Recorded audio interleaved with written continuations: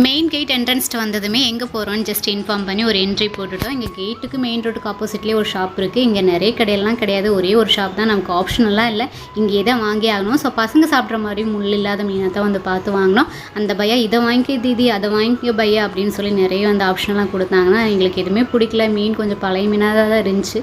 எங்கள் ஊர் சைடு மத்தியெல்லாம் கிடைக்குமான்னு சொல்லி கேட்டு பார்த்தோம். சரி வேறு வழி இல்லை, அங்கேருந்து ஒரு மீன் 1 kg கிட்ட நல்லா க்ளீன் பண்ணி சுத்தமாக வாங்கிட்டு வந்துட்டோம். அங்கே மீனெல்லாம் வாங்கிட்டு அப்படியே வந்து காய்கறி வாங்கலாம்னு சொல்லி காய்கறி மார்க்கெட்டுக்கு வந்துட்டோம். இங்கே சந்தையெல்லாம் கிடையாது, எப்போவுமே 24 hours காய்கறி இருக்கும். காய்கறியெல்லாம் நல்லா பார்க்குறதுக்கு அப்படியே ஃப்ரெஷ்ஷாக இருக்கும். பஞ்சாபை பொறுத்த வரைக்கும் எந்த காய் வாங்கினாலும் நல்லா ஃப்ரெஷ்ஷாக இருக்கும். கொஞ்சம் வீட்டுக்கு தேவையான காய்கறிலாம் வாங்கிட்டேன். மேரேஜ் ஆன புதுசுலையெல்லாம் ஹிந்தி அவ்வளோக்கா வராது. ஸோ எங்கேயா ஷாப்புக்கு போனால் ஹஸ்பண்ட் பின்னாடியே இருந்துட்டு அவர் வாங்குறது மட்டும் வாயை பார்த்துட்டு அப்படியே வந்துடும். ஆனால் இப்போல்லாம் எங்கேயா ஷாப்புக்கு போனால் நானே பேசி வாங்கி ரேட்டெல்லாம் கட்டுப்படி ஆகலை அப்படின்னா போ பையான்னு சொல்லிட்டு அப்படியே வந்துடுவேன்.